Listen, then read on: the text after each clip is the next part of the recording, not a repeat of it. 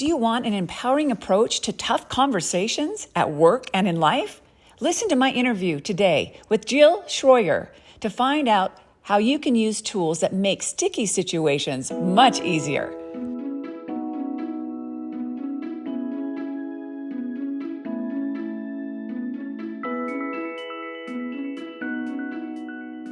Thank you so much for being my guest today on the Choose Courage podcast. Hi, Terry. Thanks so much. You know, we've known each other for a while, and it's so nice to see you. And I want to catch up about your book and what you're doing. And I want to talk about, being in HR, because I know that's a subject a lot of people don't know a lot about. But when they need it, they want to know everything about it, right? That is so true. Yes. So tell me a little bit about you and what you do currently. Yeah, thank you so much. So, as you said, I'm Jill Shroyer, and my company is Expedition HR. And we exist to help small businesses deal with what I call sticky situations when they come up. So, we offer a HR subscription, which is basically like having an on-call HR director. And so, let's say you have a business and you've never let anyone go. You can be a subscriber, and we can walk you through everything from, if we see there's some risk in the situation, we'll let you know that. Or say you have someone who you like and they're doing fairly well, but you need to correct some things with their work performance. We can also help with that. So tough conversations are our jam, and that's what we love doing most. So we offer a few other things, but that HR subscription is really, really why we exist. And personally, I live in Park City, Utah with my family, and I'm an avid powder skier, mountain biker, just love living the Park City life. And of course, traveling with the family abroad is one of our passions. How cool is all of that? I mean, you're living your dream, and I had no idea that is what was your business exactly. I mean, I knew that you were Yes. doing something along those lines, but what a cool idea to have something that people can go to on their own, because there's a lot of people that are just maybe a one person owned business, or they're starting a business, whatever it is, and they don't know where to go, or they're maybe working in a company and maybe they don't know how to handle things right, and maybe they don't have a good HR system. I don't know how it all works. Do most companies have to have an HR person, or what's the criteria with that? Yeah, well, the smart ones do. We'll just call it right out there. I always say, Terry, I'm not in the business of convincing. So it's like businesses either know they need it and know the importance, or they haven't had an issue come up. Like you said at the beginning, they haven't had any major like hiccups or sticky situations. So they're like, oh, it's basically paperwork. We know what the I-9 is. And, I would say HR is probably 80% administrative, and that 20% is going to put you out of business if you mess it up. So that's really where we come in, is we ask our clients to do their admin in-house, but we help them with that really high level, like, someone comes forward and says, I've been harassed. If you don't handle that right, you're looking at a really, tough situation. So I don't know if that answers your question, but It does answer my question. And I know that it's an ever-changing environment. I just know since I was working in the corporate world, that there's been so many different changes on what would be considered not correct, or something that yes. somebody could sue you over, or Mm-hmm. whatever it is. And I think it is a very important thing on both sides, for the company and for the employee, Mm-hmm. correct, to understand what their rights are, what or how to handle things that are sticky. So can you give me some examples of sticky situations? Sure. So let's say I'll think of, these are just things I've seen in my experience. Now 23 years in, not to the business, I've been in the business 6 years, but 23 years in HR. So, I say some of my favorites are body odor issues that have come up. Like a company will say, we have no idea. Like this, other employees are complaining. This is a great employee. What do we do? That's probably one of the hardest situations. So that would be definitely a sticky situation. And you can really mess that one up too. You can really embarrass the person. You can, and there's a way, I always say we do all this, like these tough conversations. We help business owners or a leader in the business not feel like a jerk when they're Love doing it. that. So Love it. another one would be bad attitude. I get asked this a lot. You've just got someone, they've got to go. They've got a bad attitude. And I say, okay, I get that. Like a bad attitude is no fun. We need to talk about what behaviors make a bad attitude. That's a sticky situation. We can't fire, well, you can fire someone in Utah under the at will for a bad attitude. And I say, don't though. You're gonna have an awful reputation if you don't give them some reason. So attitude is a big one, and we look for what are the behaviors that tell you they have an attitude. And a lot, probably the most common is just we've got to let someone go. We've been trying to correct their performance. They're just not getting better. They're slowing down the team. The team is really frustrated. Morale's going down. Those are kind of a few examples. Terry, does that help? Yes, it makes me get nervous just even thinking about Yes. some of those situations. And these are important things and they have to be handled and how you handle them is so important. And those are sticky situations. I Yes. love those examples. And I know there's a lot of sticky situations in life. And how do they cross over? How do some of these sticky situations in the workplace transfer over to the, day-to-day life? And how do some of your tools help people not only in the workplace, but in their daily life? Yeah, well, it's funny you say that too. In my book, Conquer Sticky Situations, I actually have a whole example section at the back, and I put 10 work examples and 10 personal examples because I always say I can't help myself because we have sticky situations in our lives all the time, and the way to go at it is really no different because we want to preserve the relationship. So let me see if I am answering your question. A lot of times, if you have a sticky situation at work, you're not sleeping at night. So you might be short with your spouse, and then they now say, gosh, you're really unpleasant to be with. And so it can overflow, but also just, use the example. Let's say someone keeps borrowing money from you and it's making you uncomfortable, but they're a really good friend and you feel bad for them. That's a great example of the formula I teach will help you in that situation, or it'll help you at work in correcting performance for one of your employees too. That is so good. Yes, or a family member borrowing money. Yes. Yeah, I mean, there's a lot of situations out there that are tough because you want to, like you said, you want to preserve that relationship, yet you have to Hmm. handle it or you have to create boundaries, and that's not always comfortable in life. Yes. And I think once you use these tools that you're helping people with, these are things that can definitely help their whole life, not just at work. And I love it. So, how has working in the HR business changed your life, or what was it in your life that made you want to be in HR? Yeah.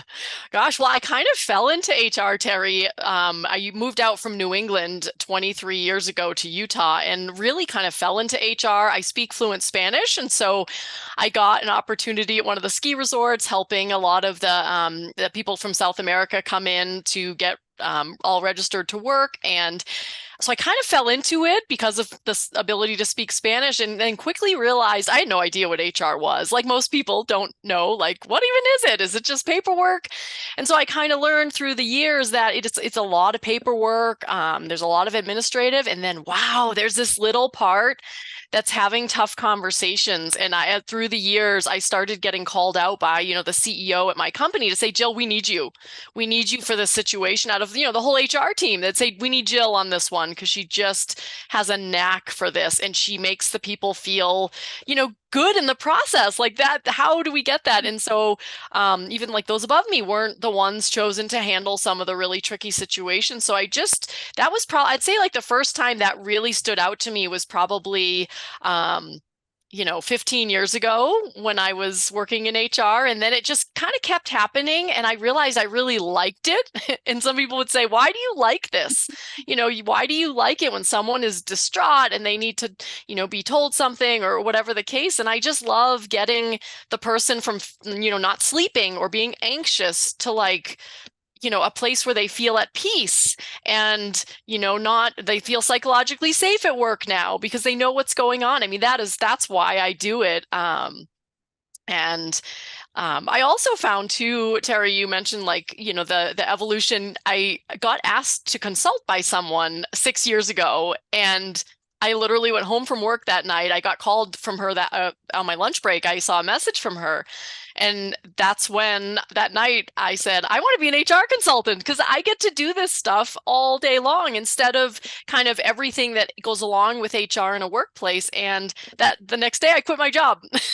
And that was 6 years ago. And so it's funny though, I've never wanted to be an entrepreneur. I've never wanted to own my own business. And I am so grateful to this one person who asked me to help her with a really sticky situation she had 6 years ago. And just from there, I know you talk a lot about courage, and my confidence as a human has grown in the last 6 years. It's almost, I mean, I've grown in confidence through my professional career, but having a business, it almost makes you become more confident. You have to stand in your, area of expertise and stand in your authority of what you're teaching. And that's been probably the most rewarding thing of all, is to just really see my own evolution over the course of the business and just see the lives I've changed of business owners who have, left just amazing reviews of this is something that really changed the way I do business. In fact, I just recorded a video testimonial with someone the other day, and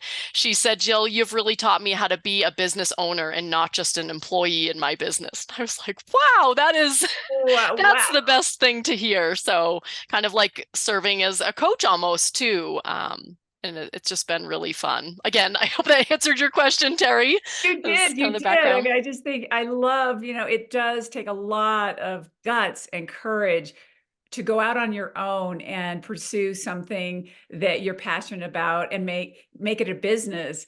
And what I love hearing from you though is that courage, it was easier and easier once you saw the results of what you were doing, and that Yeah. you're changing not only your life with the confidence that you've gained, but you're changing other people's lives. And I know that this HR field is also a place that creates safety for people, because Mm-hmm. I know that people can come to you in confidence, or any HR person, in Mm-hmm. confidence. And a lot of times you probably hear things, or they hear things that the rest of the company doesn't know about. And that's a very important thing that you're creating or helping people create, on a human level. It seems like it's creating more of a human interaction and compassion. And that's what I'm hearing a little bit within you, that you saw that need, and that you could relate to people, and you can kind of fix the problem in between, be the glue. Yes, well, I love that you said that because I have three pillars, which is like I teach a formula, which I can share if you'd like to, but there's like three, call it the three-prong approach to my sticky situation formula. First one is simple, be concise. The second one is be straightforward. You can't dance around it. But the third one is human-centered, Terry. So it's so great that that came through because we're all humans. And even if someone did something wrong or they're not performing, it doesn't equal that they're a bad person. It doesn't equal that they're less of a person. It doesn't equal any of that. And we can also have a good, productive conversation when someone isn't performing, even when they're let go. In fact, just the other day, I helped someone with this, and the employee, I actually coached the business owner, and they went and did it, and the employee said, just thanks so much. Thank you so much. They're thanking them at the end because they acknowledged the reason. It's in high integrity, and they said, just thank you for the opportunity. And that's what human centered is. You don't have to feel like less than if you're let go. It just wasn't a fit. Yes, yes. And what a gift that is to the person being let go, because if it's not the fit, it doesn't mean they're less of a person. And maybe they can learn from the experience. Maybe they need more skills. Maybe, there's something they can learn and take away.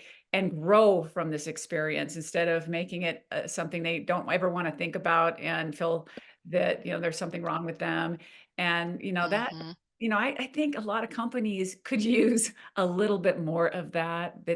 I think it's a tough situation and it's uncomfortable. And if you can do it Hmm. right, people can grow and become better from it. And I love that you help with those tools. And Yes. those are three great tools that you offer in your book and in your services, correct? Hmm. Yep. And tell us about the book and where people can find it. And also, do you speak and how can people sign up for your service? All those three things. I want to make sure we'll make sure that everyone has it on the podcast, the links. But tell us a little bit how they can get a hold of these things. Awesome. Thank you so much for asking. So the book is best found on Amazon. And again, Conquer Sticky Situations. It's in Kindle or paperback. And do you want me to share a little about what's in it, like the formula? A Yes, kind of yes, little kind of teaser, please. if that's appropriate. So I teach a formula, and I always love to share it if there's the opportunity. So if someone says, "Oh, I can't afford a book," or I'm not going to pick it up, I'm not a reader. I actually have a good friend. I'll never forget when I put it out, and I said, "Yeah, if you're interested in grabbing it, it's for my launch team." And she said, "Jill, I'm just not a reader. Like I don't read." And I actually did Audible later. It's also on Audible and I Okay. read it. And so it was just neat though. I like to share a little nugget from it. So if someone listens to this, they get value. So I teach a formula and it's 5 steps. And the first and the fifth are thank you. So the first step of it is, thanks for meeting with me, or thanks for taking the time, or, I appreciate you scheduling some time. I know you're busy. That's kind of the thanks. And I always say bookends of gratitude. We've got to say thank you at the beginning and the end. And then we have to say why we're there. Even if we're letting someone go, you want to tell them, we're here today because we're letting you go. Like, Right off thanks the for bat. meeting with me. We're here today because we're letting you go, because humans like information. Hmm. They don't like to be left in the dark. I always say the example, like say someone you love is in a car accident and you're like, this is awful. If as long as you know, like, okay, but we know they broke a leg, they're conscious, they're fine. It's going to make you feel better now that you know something. It's still awful, but you know something, and that creates like that psychological safety. And so I believe just saying the thing, and that's almost all the time with new clients, that's very new to them. Or Yes, you tell them there's a performance issue and here's what it is. And then, so that's step 2 is why you're there. So that's now great. everyone can kind of, what's that, Terry? I think that's great. Yeah. Yeah, you can kind of let that breath of relief, like, okay, oh, I thought it was this thing. Or if you're getting corrected for performance, you're not actually getting fired in the meeting. And then step 3 is what? So let's just give them some facts as to the why of the conversation. So if it's a performance issue, dates, times, instances, kind of to support this conversation. So they're not just like, I'm not performing well. Okay, what does that mean? So maybe they're missing deadlines. You can say you've missed a deadline on this date, this date, this date.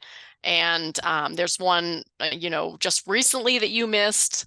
And then the step 4 is how. So if they're getting let go, you can eliminate this step because there's nothing to fix. But how is typically how can they improve? So let's say the deadlines, you've told them we're here today because you're missing deadlines and this is a big issue. And then you're telling them when they miss the deadlines. And the how is you want to tell them how they can move forward to be successful. Like, okay, me as your manager, if you can let me know 1 week before a deadline that you're on track, that's what I need from you moving forward. Does that make sense? Do you have any questions? This is what we need to do moving forward. So they leave the conversation knowing what the issue is, kind of supporting reasons for the issue and how they can improve. This And then you might have some dialogue. What was that, Terry? is brilliant. It's brilliant. And I then the mean, last step is just thanks for meeting with me and thanks for being open to the conversation. you know, seems so like logical. It I just know. seems so logical. And those are great steps. And if I could be handled that way in any situation, I would be thrilled. And, I just think that's brilliant. And it brings so much respect to that conversation, to that person in front of you. And I see Hmm. when we were giving those steps, I'm like, oh, wow. Imagine having that conversation with your children, Yes, in yeah. that way, or your significant other, or, I mean, and thank you for having this conversation. It's just fabulous. Yes. It really brings respect. I just hear a lot of respect in those 5 steps. Yes, that's so key, Terry. And this is my signature talk that I love.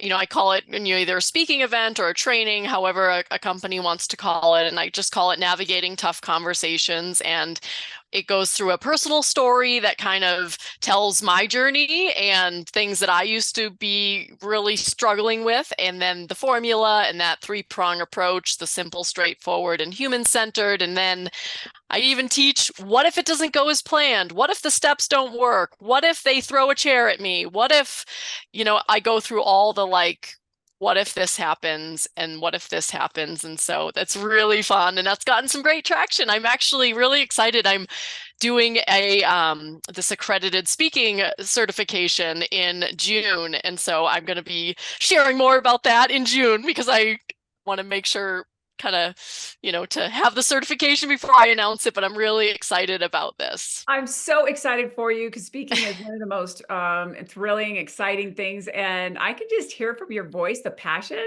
And I know that you're going to really, I'm sure you're doing amazing with your speaking and impacting so many companies. And anybody listening today, please reach out to Jill.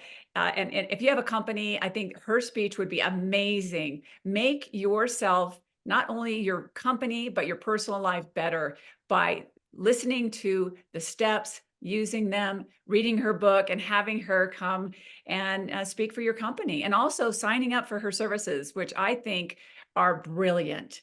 Jill, I am thrilled with what you're doing, and I want to support you in any way I can. And way to go, really. I mean, you're Thank you so showing, much. yeah, you're really showing people how to live your best life in work and in your personal life. That you're taking something that you've learned and you're passionate about, and you're taking it to a next level. You've written a book, you're speaking about it, you created your own business around it, and you're helping change lives. And that's what I love to hear about, stories like people like you, because we need more of you out there. So thank you for what you do. Gosh, Terry, thank you so much. You do amazing things as well. So I'm so just pleased to be here and spending this time with you. Well, me too, Jill. And I look forward to continue our conversation and letting us know what you're doing and what you're up to, your speaking. And anyone listening today, go out and use maybe just 1 or 2 things that you've learned today. What if starting a conversation with thank you and ending your conversation with a thank you? I'm going to do that today. How about you? Jill, thank you so much